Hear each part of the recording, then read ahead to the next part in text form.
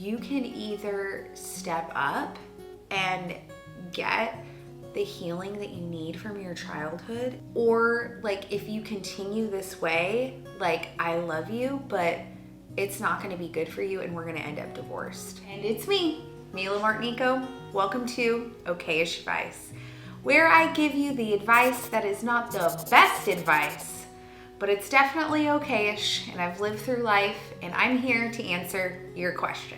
I feel like I've definitely lived through our topic of today, which is how to guide your non-spiritual spouse to religion, to Jesus. I don't really like religion. That's just me. I have definitely lived through this. Mateo and I, when we first got married, he was not a believer. He went to Catholic school as a kid. My crazy mother-in-law lives her life.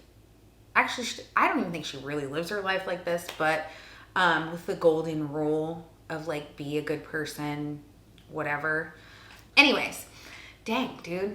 All right, well, let's move on. Let me just clarify with this. I had grown up in the church and it was a little cultish, not gonna lie. I grew up with the feeling of that our pastor was like, you went to our pastor and he was like the know-all, end-all. Like that's how it was, at least portrayed to me as a kid. And so what's interesting is that when Matt and I started dating and he accepted Christ and everything, I was just as much of a hot mess of him not being a believer or being a new believer.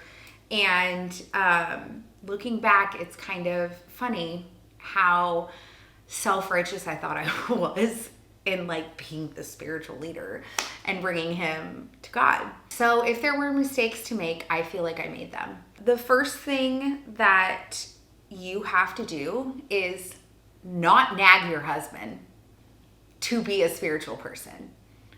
I'm just gonna say it. No man wants to come home and be nagged at all freaking day long. They just don't, okay? They are not here to be mothered. You don't need him. Like if you are the mother to your husband, which I have done because, my husband's mother was so overpowering that for him it was easier to just give me the reins and let me take control of it because that's what he had to do his whole life. Because he never really had a voice as a man and in masculinity. And his dad was not a good example of, Christ-like masculinity. His dad just worked and basically ignored him. I had to learn that I needed to shut my mouth and I needed to just do the behind the scenes work. And that is not easy, okay? It is not easier to do the behind the scenes work. It is not easier to be up praying in the middle of the night for your husband. It's not easy to watch your husband experience things the harder way because he doesn't want to listen. But it is not your job to mother your husband. In that, lead by example. And when I say lead by example, it doesn't mean being well, I prayed today.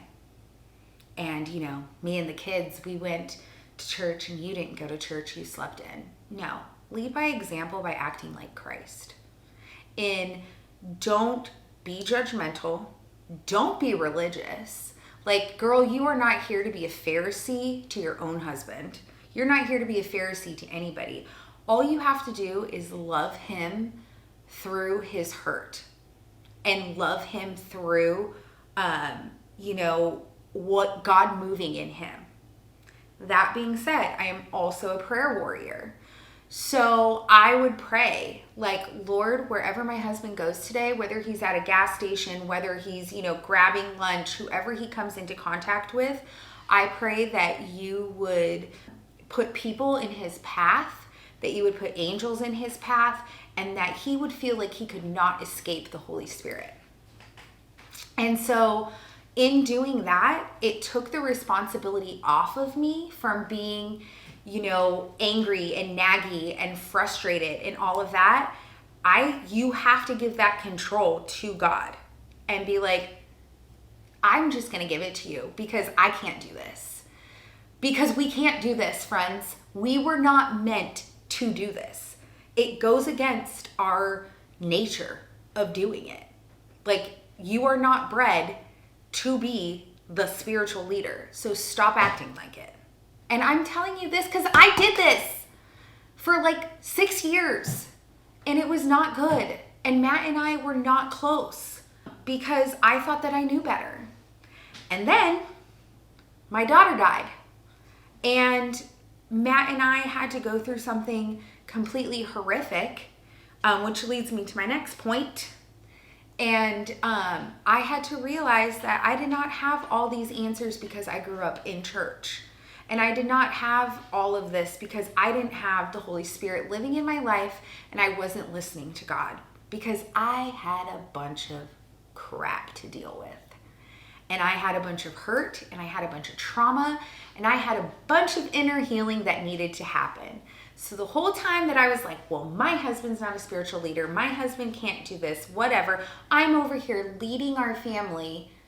I'm over here a broken mess.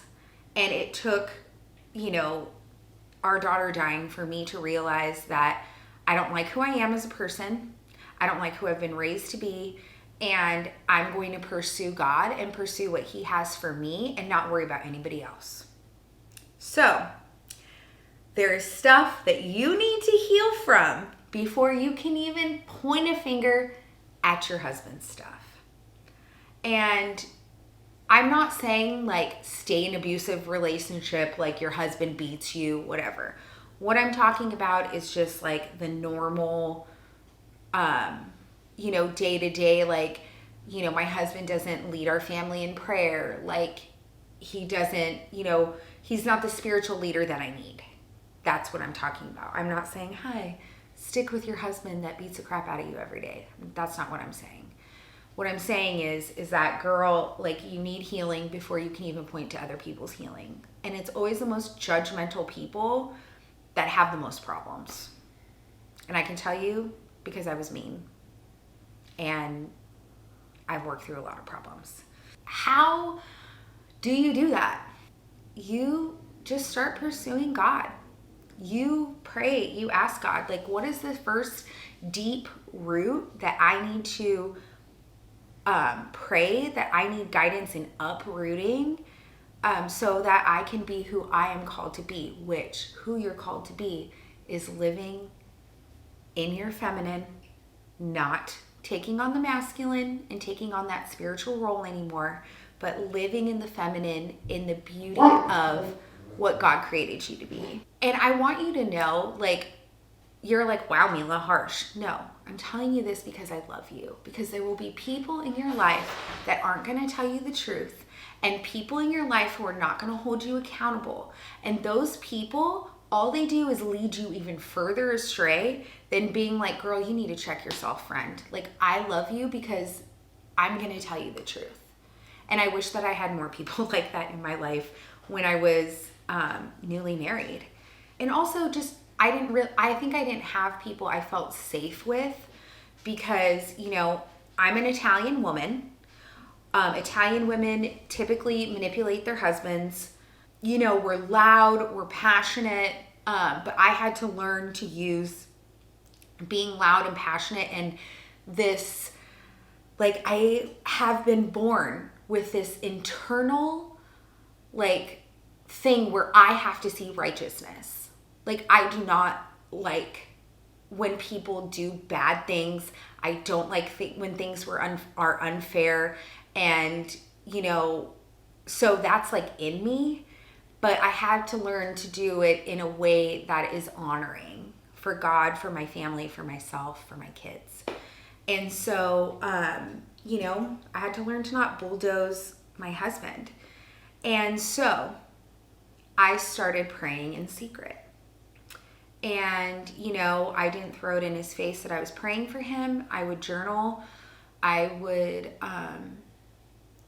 just like meditate and be like, okay, Jesus, like, and the more that I worked on myself and the more that I got healing, the more my husband saw me change. And there was just a point where it was like, I think this was, what year was that? Pearl was like a toddler. I'm going to say like 4 or 5 years ago. There was this point in our marriage where I just sat with Matt and I said, I know that like you can feel this, what's going on like in our family, and you can either step up and get the healing that you need from your childhood and from your parents, and join me in raising our children in a healthy way. Or like if you continue this way, like I love you, but it's not going to be good for you and we're going to end up divorced, because you cannot be an angry person and raise happy kids. And it was like God made that so real to him. Like God literally gave him a dream that night. And he ended up going through, I told him, I said, this is a resource that I found. You're willing to do it. I'm willing, because we were poor as heck. And being completely transparent, I was like, you can take part of our tax check and pay for this, like 1 week of super intensive inner healing. And it was an incredible resource because this man that led it, it was like kind of like deliverance and like pastoral and counselor, and he had all these degrees and stuff. But what he did was he stood in the gap between what my father-in-law should have been and what Matt is. And he spoke such life over my husband and helped my husband realize his God-given identity. He spoke such life over him. And that's something that my husband had never gotten as a child. He had never gotten somebody to speak what he was called to be and what it was like to be a true leader. And so what I'm going to recommend to you is, even if you can't have that kind of resource, God will bring somebody in. So let's start praying for mentors for our husbands. Let's start praying for God to open doors for them, to give them opportunities and place the right people in their life.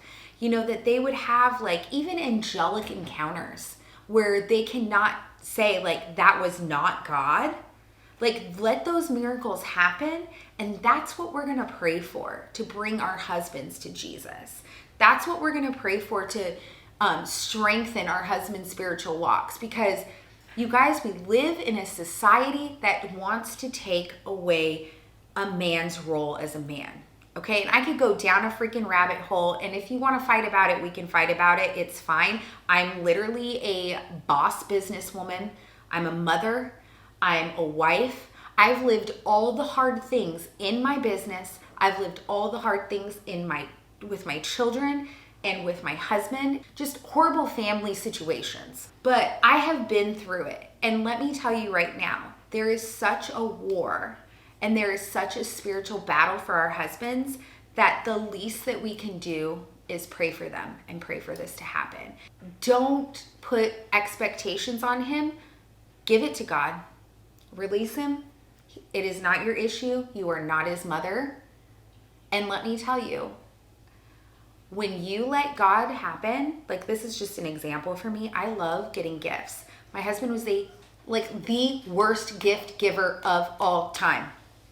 Every birthday, anniversary, Christmas, I cried. I'm like, how hard is this for you? I made you a flippin' Amazon wish list. And then one day I was just like, you know what, Matt? If you want to, you would. And he's like, what does that mean? I'm like, if you want to, you would.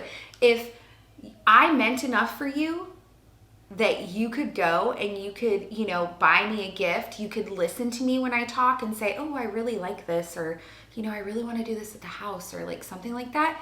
If you love me, you'll listen. And I was like, it's your responsibility, but you're cultivating my heart, dude. And I left it at that. And guess what? I gave up that control. My husband is the most thoughtful gift giver now. He writes me, oh my God, on our anniversary, he wrote me the most beautiful card. And I said, Matt, did you write this? And he was like, well, you told me you like Victorian poems, so I was just sitting in the bathroom trying to think of a Victorian poem that you would love. But you guys, I went from him forgetting my birthday and forgetting about me to this man is trying to be friggin' Edgar Allan Poe over here. You know, because he knows that I like literature and I like old things. And so just let that be an encouragement to you, you know? And you know, I'm crazy, I'm off the wall and like whatever, and I'm just me. But I'm telling you this because I love you and because I'm your real friend, okay? Proverbs 21:19, it's better to live in a desert than with a quarrelsome and nagging wife. Dang. I mean, it's so true though. Like men don't want to be nagged. If they want to be nagged, they'll go to their mom's house. Every mother-in-law's got her own opinions, okay? And we all live with what they've raised. So let it go, girl. Don't be your mother-in-law. Don't be nagging. Don't be controlling. Let God control it. You know, I'm not saying be walked all over, but like I said, like what I said with him, when I was like, if you wanted to, you would. I said it once. One time years ago, and I'm reaping the benefits of letting that control go and being like, Jesus, you convict him. If you don't think that I prayed, I was like, Lord, I said, my birthday's coming up. You know how much this means to me, that nothing escapes you, Lord. I'm going to say that. I'm giving it to you. And that's that. So here's my advice for today. And, you know, I wish somebody would have said this to me when I was first married. So I'm just passing it along. Remember that I love you. I love to see you. I love to feed you. I love spending time with you. I love answering your questions. And I'll see you here. I'll see you at the restaurant. But don't forget to follow me on Facebook, Instagram, TikTok, YouTube. Because no matter what, even if I'm bringing conviction, I'm still your true friend. And I'm still your girl. Okay? Love you. Tanti Bachi.